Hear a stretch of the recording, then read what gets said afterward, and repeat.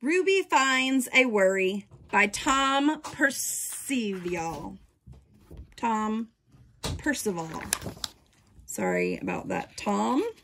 Ruby finds a worry.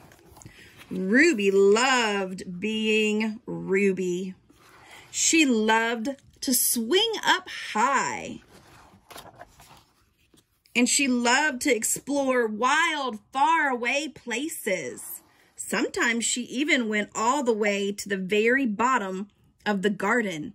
Ruby was perfectly happy until one day she discovered a worry. It wasn't a very big worry. In fact, it was so small that at first Ruby hardly noticed it. But then the worry started to grow. Each day it got a little bit bigger. It just wouldn't leave her alone. It was there at breakfast, staring at her over the cereal box. And it was still there at night when she brushed her teeth. The funny thing was that no one else could see Ruby's worry, not even her teacher. So Ruby pretended that she couldn't see it either. She just tried to carry on as if everything was normal, but it just wasn't.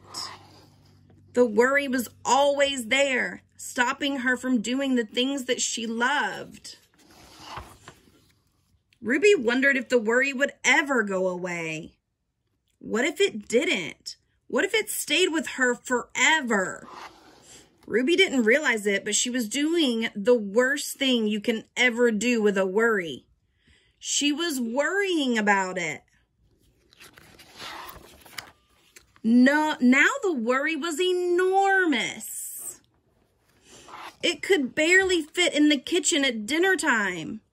It filled up half the school bus. And it took up whole rows at the movie theater. The worry became the only thing that Ruby could think about, and it seemed like she would never feel happy again.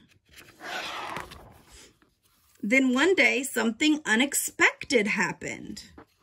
Ruby noticed a boy sitting alone at the park. He looked how she felt, sad. And then she noticed something else, something hovering next to him. Could it be a worry? It was. Ruby realized that she wasn't the only person with a worry after all. Other people had them too.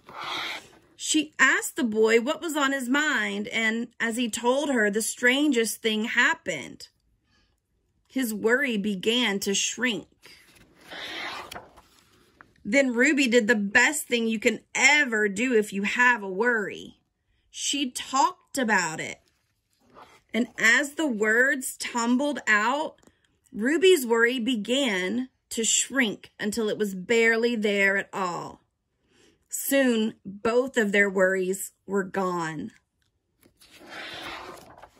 Finally, Ruby felt like herself again. Of course, that wasn't the last time she ever had a worry. Everyone gets them from time to time. But now that she knew how to get rid of them, they never hung around for long. Ruby Finds a Worry by Tom Percival.